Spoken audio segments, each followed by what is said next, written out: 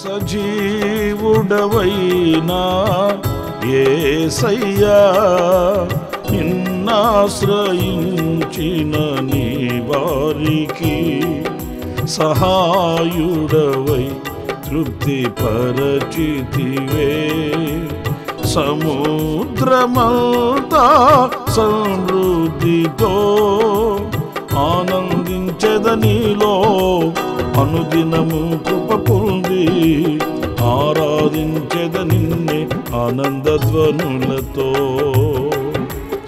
ఆనందించెద నీలో అనుదినము కృప పొంది ఆరాధించెద నిన్నే ఆనందధ్వనులతో.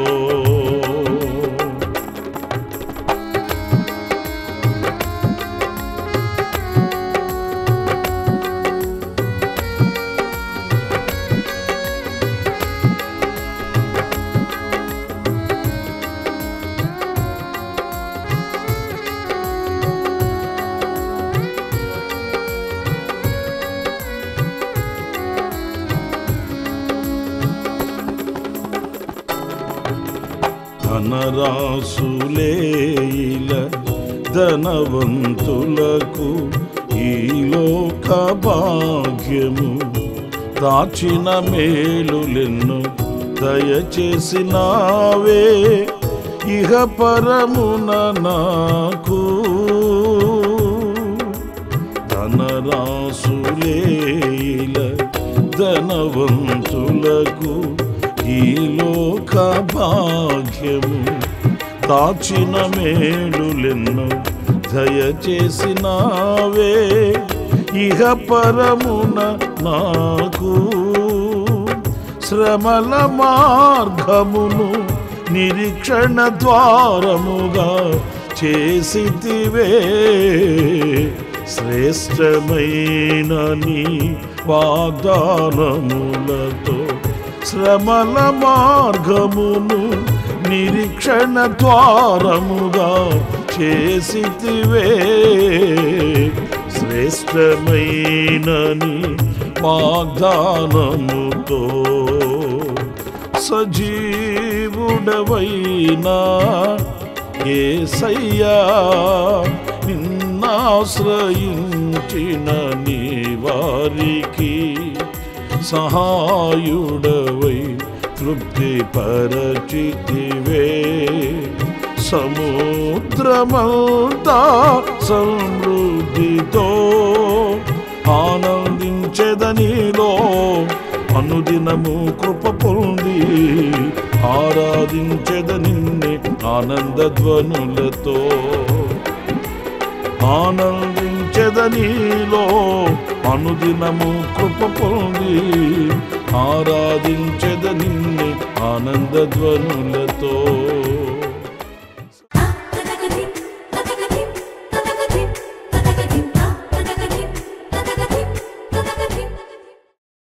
Praise the Lord. ప్రభు అయిన యేసుక్రీస్తు నామములో మీ అందరికీ మా హోసన్నా మినిస్ట్రీస్ తరపున హృదయపూర్వకమైన వందనాలు తెలియపరుస్తున్నాను. ప్రభు మిమ్మల్ని ఆశీర్వదించి దీవించునుగాక. పురుడారా, మరి ఈ పూట పరిశుద్ధ గ్రంథంలో నుండి ఒక చక్కటి మాట మనం చదువుదాం. 24వ కీర్తన 3వ చరణాన్ని నేను చదువుతున్నాను. యెహోవా పర్వతమునకు ఎక్కదగిన వాడెవడు? ఆయన పరిశుద్ధ స్థలములో నిలువదగిన వాడెవడు? పురులారా చూడండి, ఇక్కడ యెహోవా పర్వతము అనేది మనకు ఒక ప్రత్యేకంగా కనిపిస్తుంది. ఎన్నో పర్వతాలు మనం చూస్తుంటాము, ఎన్నో పర్వత శిఖరాలు మనం గమనిస్తూ ఉంటాము. కానీ ప్రత్యేకంగా ఇక్కడ ఇది యెహోవా పర్వతము అంటే ఒక ప్రతిష్ఠించబడిన అనుభవాన్ని మనం గుర్తించవలసి వస్తుంది. ఎందుకంటే ఈ భూతలముపై ఎన్నో పర్వతాలు ఉన్నాయి. ఆ పర్వతాలు అన్నీ అని కాదు, కానీ ఆ పర్వతాలలో ఈ పర్వతము ఒక ప్రత్యేకించబడినది.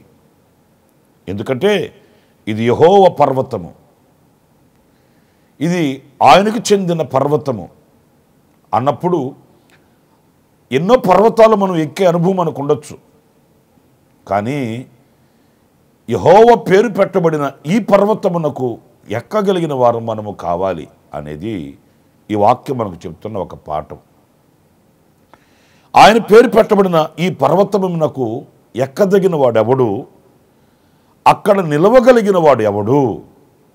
ఎందుకని ఆ పర్వతాన్ని మనం ఎందుకు ఎక్కలేము, అక్కడ ఎందుకు మనం నిలవలేము అని అంటే, ఈ వాక్యంలో మనం గమనించవలసింది, ఇది ఆయన పేరు పెట్టబడిన పర్వతము అన్నప్పుడు ఆయనతో ఒక సహవాసం కలిగి, ఆయనతో ఒక చెలిమిని మనం సంపాదించుకుని వారమై, ఆయన పర్వతమైన ఈ ఉన్నత స్థానమందు మనం నిలవగలగాలి. ఈరోజు నేను కొత్తగా మీకు చెప్పాల్సిన అవసరం ఏం లేదు, కానీ మనం చూస్తున్న విషయాలు ఇవన్నీ కూడా ఏదో భక్తిని మనం ఆచారంగా కొనసాగించుకొని ఒక మతంలో కొనసాగుతున్నాము అనే సంతృప్తి మనకు ఉంటుంది. నేను క్రైస్తవుడిని, ఆదివారం ఆరాధనకి వెళ్తాను, బైబిల్ చదువుతాను, ప్రార్థన కూడా అప్పుడప్పుడు చేసుకుంటాను, ఇక అంతే. కానీ ఈ ఎక్కే అనుభవం ఒక స్థితిలో నిలిచిపోవడం కాదు. రక్షించబడి రక్షణలోనే, బాప్తిసం పొంది బాప్తిసంలోనే ఇక అంతటితో క్రైస్తవ్యం ముగిసిపోయింది అనుకునే ఆ భ్రమలో నుంచి మనం బయటికి రావాలి. చాలామంది చెప్తుంటారు, మేము తాతల ముత్తాతల కాలం నుంచి క్రైస్తవులమండి, మరలా మమ్మల్ని రక్షించబడ్డారా అని అడగడం ఏంటి? మేము పుట్టిందే క్రైస్తవ లోకంలో, క్రైస్తవ కుటుంబంలో కదా, అలా చెప్తుంటారు. అయితే ఈ వాక్యం ఏం చెప్తుంది? యెహోవా పేరు పెట్టబడిన ఆ పర్వతమునకు మనం ఎక్కి వెళ్ళి అక్కడ నిలవాలి. ఆ పర్వతమునకు ఎక్కి వెళ్ళే అనుభవం అంటే మన ఆధ్యాత్మిక మన జీవితంలో ప్రగతి ఉండాలి, పురోగతి ఉండాలి. నిన్నటికి ఈనాటికి, ఈ దినానికి రేపటికి మనలో ఒక అభివృద్ధి, ఎక్కిన అనుభవం. సంవత్సరాలు దొర్లుతున్నాయి, సంవత్సరాలు గతించిపోతున్నాయి, కానీ మనలో అభివృద్ధి కనిపించకపోవడం శోచనీయమని చెప్పుకోవాలి. వయసు పెరుగుతుంది, సీనియారిటీ వస్తుంది, కానీ క్రీస్తుతో మనకున్న అనుబంధం పటిష్టం కావట్లేదు. ఇంకా దారుణంగా చెప్పుకోవాలంటే ఉన్న స్థితి నుంచి దిగజారిపోయే వాళ్ళు చాలామంది కనిపిస్తున్నారండి. ఉన్న స్థితి నుంచి ఎక్కి వెళ్ళాలని వాక్యం చెప్తుంది, కానీ ఉన్న స్థితి నుంచి దిగజారిపోతున్న అనుభవాల్ని ఎక్కువ మందిలో మనం చూస్తున్నాము. మొదటిలో ఉన్న ఆసక్తిని, మొదటిలో ఉన్న అనురాగాన్ని, మొదటిలో ఉన్న విశ్వాసాన్ని, ఉత్సాహాన్ని, ఉజ్జీవాన్ని రాను రాను రాను రాను కోల్పోతున్న పరిస్థితులు మనకు కనిపిస్తున్నాయి. వసతులు కానివ్వండి, పరిస్థితుల ప్రభావాలు కానివ్వండి, విశ్వాసంలో నుంచి దిగజార్చుతున్నాయని చెప్పడంలో ఎలాంటి సందేహం ఏమీ కూడా లేదు. ఒక ప్రశ్న, మరి ఎక్కిపోయే అనుభవంలో మనం ఉన్నామా, లేక దిగజారిపోయే అనుభవంలో మనం ఉన్నామా? ఇక్కడ మనం చాలా విషయాలు చదువుకోవచ్చు. మీరు తర్వాత అయినా కూడా ఈ 24వ కీర్తనని మీరు చదివి చూడండి. అక్కడ ఈ పరిశుద్ధ పర్వతం మీద నిలవగలిగిన వాడు ఎవడు అని చాలా చక్కగా దైవజనుడు అందులో వ్రాసి పెట్టాడు. యథార్థమైన మాట ఉండాలి, నిష్కాపట్యమైన చేతులు ఉండాలి, ఇలాంటి అర్హతల్ని ఎన్నో కూడా ఈ కీర్తనలో ఆయన వ్రాస్తూ వచ్చాడు. నేను వాటి విషయం చెప్పట్లేదు, కానీ ఇక్కడ మనము ఈ పరిశుద్ధ పర్వతమునకు ఎక్కి వెళ్ళే అనుభవం కలిగిన వారమై ఉండాలని ఇదిగో ఈ వాక్యంలో నేను మీకు జ్ఞాపకం చేస్తున్నాను. మనకు బాగా తెలిసిన ఒక చరిత్ర కూడా జ్ఞాపకం చేస్తాను మీతో. లోతు సొదొమ గొమొర పట్టణాన్ని ఎంపిక చేసుకొని అక్కడికి వెళ్ళి అక్కడ కాపురం పెట్టాడు. ఈ లోతు చరిత్ర మనందరికీ తెలిసిన చరిత్ర. విశ్వాసవీరుడైన అబ్రహాముతో కలిసి పయనం ప్రారంభించాడు. విశ్వాసవీరుడైన అబ్రహాముతో నడక ప్రారంభించాడు. కానీ ఎందుకో మరి విశ్వాసవీరుడైన అబ్రహాముతో జీవితాన్ని అలాగే కొనసాగించుకోలేకపోయాడు. ఈ లోతు అబ్రహామును విడిచి సొదొమ గొమొర పట్టణాన్ని ఎంపిక చేసుకొని అక్కడికి వెళ్ళి కాపురం పెట్టాడు. అక్కడ పరిస్థితి ఎలాంటిదో పరిశుద్ధ గ్రంథంలో మనం స్పష్టంగా చదువుతామండి. కామ వికారయుక్తమైన ప్రవర్తన కలిగిన ప్రజలు, వాళ్ళకి కుడి ఎడమ వ్యత్యాసం తెలియదు, చీకటి వెలుగుకు వ్యత్యాసం తెలియదు, వాళ్ళకి మరణానికి జీవానికి వ్యత్యాసం తెలియదు, లోకానికి పరలోకానికి వ్యత్యాసం తెలియదు. వాళ్ళ ధోరణి ఏంటంటే ఈరోజు ఉన్నామా, తిన్నామా, సుఖించామా, ఆశించింది అందుకున్నామా, అనుభవించామా, ఈ దినం అయిపోయింది. ఇదిగో ఇది ఆ కామ వికారయుక్తమైన నడవడి కలిగిన ఆ ప్రజల మధ్య తన కుటుంబాన్ని నిలుపుకున్నాడు. చాలా సుందరంగా ఉంది, వనములాగుంది, తోటలాగుంది, కంటికి చూడడానికి రమ్యంగా ఉంది అని వెళ్ళాడు. ఆ ప్రాంతపు ప్రజలు ఎలాంటి వాళ్ళని కొంచెం కూడా వివేచించలేకపోయాడు. ఒకరోజు వచ్చింది, దేవుడు అన్నాడు, అగ్ని గంధకాలతో కాల్చివేస్తాని పట్టణాన్ని అన్నాడు. ఇంకా ఎంత ఘాతకానికి ఆ పట్టణం దిగజారి ఉన్నది అనేది మనం ఆలోచించాలండి. అగ్ని గంధకాలతో కాల్చివేస్తాను అన్నాడు. ప్రియులారా, దేవదూతలు వచ్చారు, లోతు కుటుంబం చేతిని పట్టుకొని బయటికి గజ ఈడ్చుకుని బయటకు వచ్చారండి. నిజంగా ఆ దేవునికి ఎంత కృతజ్ఞత కలిగి ఉండాలనో. ఎందుకంటే అంత దౌర్బల్యమైన నడవడి కలిగిన ప్రజల మధ్యలో నివసించుచున్న లోతు మీద అంత ప్రేమను కనుపరిచాడంటే ఆయన నిజంగా దేవునికి ఎంత కృతజ్ఞత కలిగి బ్రతకవలనో. కానీ బాధాకరమైన విషయం, లోతు కుటుంబాన్ని చేతులు పట్టుకొని బయటకు లాక్కొని వచ్చారు. లోతుతో చెప్పిన మాట ఆదికాండం 19వ అధ్యాయం 17వ వాక్యాన్ని నేను చదువుతున్నానండి. ఆ దూతలు వారిని వెలుపలికి తీసుకొని వచ్చిన తరువాత ఆయన, నీ ప్రాణమును దక్కించుకున్నట్లు పారిపోము, నీ వెనుక చూడకము, ఈ మైదానములో ఎక్కడనూ నిలువక నీవు నశించిపోకుండా ఆ పర్వతమునకు పారిపోమ్మని చెప్పగా. ఎంత శ్రేష్టమైన మాట చూడండి. నీవు నీ ప్రాణమును దక్కించుకొనినట్లు, నీవు ఈ మైదానంలో నశించిపోకుండా ఉండేటట్లు. నేను అంటాను, ఎన్ని పర్వతాలు లేవేంటి, కానీ నీకు ఎక్కడికి వెళ్ళినా క్షేమం ఉండదు. ఒకవేళ ఆ పర్వతం, ఈ పర్వతం, ఇది, ఆ చోటు, ఈ చాటు నాకు క్షేమము అని నువ్వు అనుకోవచ్చు, కానీ ఎక్కడ నీకు క్షేమం లేదు.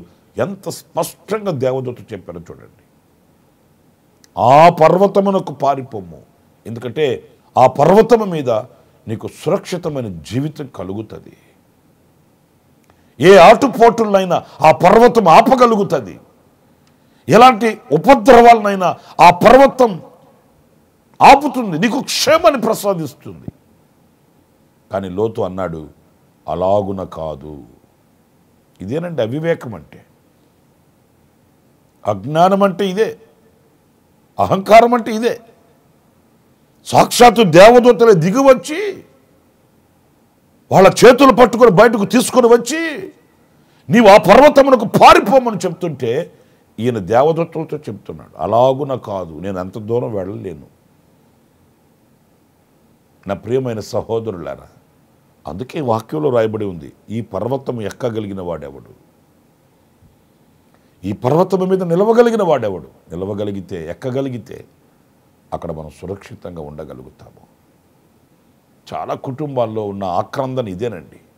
మా కుటుంబం కల్లోలం అయిపోతుంది, అలజడి పాలైపోతుంది, మొక్క చక్కలైపోతుంది, సమాధానం ఉండట్లేదు, శాంతి ఉండట్లేదు, ధనం ఉంటుంది, బలం ఉంటుంది, జనం ఉంటున్నారు, కానీ నెమ్మది ఉండట్లేదు. ఎందుకు ఉండట్లేదు? ఎక్కవలసిన ఆ పర్వతాన్ని ఎక్కకపోతే, ఉండవలసిన ఆ పర్వతం మీద నిలవకపోతే కలిగే అనర్థాలండి. చాలా కుటుంబాలకు ప్రార్థన చేయడానికి వెళుతుంటాం కదా, వాళ్ళు చెప్తుంటారు, అయ్యా నెలకి లక్షల రూపాయలు సంపాదిస్తాము, కానీ ఆ లక్షల రూపాయల్లో మాకు సమాధానం ఉండట్లేదు, నెమ్మది ఉండట్లేదు, ఒకరికొకరికి హృదయాలు కలవట్లేదు, మనసు కలవట్లేదు, చికాకు, గొడవలు, పిల్లల మధ్య అలజడి, భార్య భర్తల మధ్య అసమాధానం. సాతాను ఏలుబడి చేస్తుంటుందండి ఆ కుటుంబాలని. కారణం, ఎక్కవలసిన యెహోవా పర్వతం ఎక్కే అనుభవంలో మనకు లేకపోతే, నిలిచి ఉండవలసిన ఆ యెహోవా పర్వతము మీద మనం నిలిచి ఉండలేకపోతే కలిగే అనర్థాలండి. నా ప్రియమైన సహోదరులారా, దేవదూతలు లోతుకు బోధించారు, ఎక్కలేకపోయాడు. ఇంకొక చిన్న మాట చెప్తాను. మోషేని దేవుడు సీనాయి పర్వతం మీదకి పిలిచాడు, నీవు ఇక్కడికి ఎక్కిరా. మీ అందరికీ బాగా తెలిసిన చరిత్ర. మోషేని దేవుడు ఆ పర్వతం మీదకి పిలిచినప్పుడు చూడండి, నిర్గమకాండ 3వ అధ్యాయం 1వ వాక్యం దగ్గర నుంచి నేను చదువుతున్నాను. మోషే మిద్యాను యాజకుడైన ఇత్రో అను తన మామ మందను మేపుచు ఆ మందను అరణ్యము అవతలకు తోలుకొని దేవుని పర్వతమైన హోరేబుకు వచ్చెను. దేవుని పర్వతమైన హోరేబు. ఒక పొద నడిమిని అగ్ని జ్వాలలో యెహోవా దూత అతనికి ప్రత్యక్షమాయెను. అతడు చూచినప్పుడు అగ్ని వలన ఆ పొద మండుచుండెను గాని పొద కాలిపోలేదు. చాలా చక్కటి శ్రేష్టమైన మాటలు. ప్రియులారా, ఆ ఉన్నతమైన యెహోవా పర్వతము అనే హోరేబుకి మోషే ఎక్కాడు. అక్కడ ఒక దైవ దర్శనాన్ని చూశాడు. ఒక్క మాటని మీతో చెప్పాలంటే, ఎవరైతే ఈ దేవుని పర్వతము అనే ఈ ఉన్నతమైన స్థానం చేరుకోగలుగుతారో వారికి దైవ దర్శనం కలుగుతుంది, వారికి దైవ ఆలోచన కలుగుతుంది, ఫ్యూచర్ని గురించిన ఒక చక్కటి నడిపింపు వాళ్ళకి దొరుకుతుందండి. మోషే ఆ పర్వతం మీద దైవ దర్శనం చూశాడు, దేవుని ప్రణాళికను గుర్తించాడు, దైవ స్వరాన్ని విన్నాడు. ఇవన్నీ ఒక ఆధ్యాత్మికమైన విలువలు కాదంటారా? ఈరోజు మనం దైవ స్వరాన్ని వినగలిగిన, దైవ ప్రత్యక్షతను చూడగలిగిన, లేక ఆ దైవ చిత్తానుసారంగా ఫ్యూచర్ను గురించిన, ఆ భవిష్యత్తును గురించిన ఆలోచన మనకు చేరువ కాకపోవడానికి గల కారణం ఆ పర్వతపు అనుభవంలో మనం లేకనే, ఆ పర్వతాన్ని ఎక్కి నిలిచే అనుభవంలో మనకు లేకనే. కనుక నా ప్రియ సహోదరులారా, ఏదో భక్తి చేస్తున్నాము అని కాకుండా కాస్త ఆధ్యాత్మికంగా మనం ఎక్కిన అనుభవాల్లో, కాస్త ఎక్కి వెళ్ళిన అనుభూతిలో ఆ పర్వతం మీద నిలిచిన ఉన్నత స్థానాన్ని మనం ఆపాదించుకోవాలి. అక్కడ ఉన్న ఆధ్యాత్మికమైన విలువల్ని మనం వశపరుచుకోవాలి. ఒక మాట చెప్పి ముగిస్తాను. మోషే గొప్ప నాయకుడయ్యాడు. ఒకవేళ మోషే కూడా తలంచి ఉన్నాడు అంత నాయకుడిని అవుతానని. ఎందుకంటే ఒక్కనిని విడిపించడానికి హంతకుడయ్యాడు మోషే, ఒక్కనిని విడిపించడానికి. కానీ దేవుని ప్రణాళిక చూడు, లక్షల మందిని విడిపించే నాయకునిగా చేశాడు. ఈయన ఆశలు ఒక్కరిని విడిపించాలని, హెబ్రీయుని. కానీ దేవుని ప్రణాళిక ఒక్కరిని విడిపించేవాడువు కాదురా బాబు, నువ్వు లక్షల మందిని విడిపించేవాడివి కావాలి. ఆ పర్వతపు అనుభవాలు అంత గొప్ప ఆశీర్వాదాన్ని కలిగిస్తాయి. అలాంటి కృప దేవుడు మనందరికీ అనుగ్రహించుగాక. తలలు వంచండి, చిన్న ప్రార్థన చేస్తాను. కృప సత్య సంపూర్ణుడ జీవాధిపతి అయిన ప్రభువా మీకు వందనాలు. నైనా ఈ పర్వతపు అనుభవాన్ని ఎక్కగలిగిన, నిలువగలిగిన స్థితిని మాకు ఒక్కొక్కరికి మీరు అనుగ్రహించండి. మాకు శక్తి చాలదు, మీ శక్తి కావాలి. నైనా మా మనసును కుదుటపరిచి, స్థిరపరిచి, మా అడుగుడు నైనా మీరు స్థిరపరిచి ఆ పర్వతాన్ని ఎక్కే ఆ ఆధ్యాత్మికమైన విలువలను మీరు మాకు అనుగ్రహించి నడిపించమని, ఆ పర్వతం మీద ఉన్న ఆధ్యాత్మికమైన విలువలు సంతరించుకొని నీ కొరకై సాక్షిగా బ్రతుకుటకు కృప చూపించమని ఆశ్చర్యకరమైన మీ కౌగిలికి నన్ను మమ్మల్ని అప్పగించుకుంటూ యేసు నామములో ప్రార్థించి వేడుకొనుచున్నాను తండ్రి. ఆమేన్, ఆమేన్. ప్రభు మిమ్మల్ని దీవించి ఆశీర్వదించునుగాక. ఈ దినమంతా విశేషమైన కృప నా దేవుడు మీకు సమృద్ధిగా అనుగ్రహించుగాక. ఆమేన్. ప్రతి దినము ఈ అనుదిన కృప అను సందేశాల కొరకు, ఇంకా మరిన్ని ఆత్మ సంబంధమైన సందేశాల కొరకు ఈ మా యూట్యూబ్ ఛానల్ ని సబ్స్క్రైబ్ చేసుకోండి. Pastor Ramesh hosanna ministries.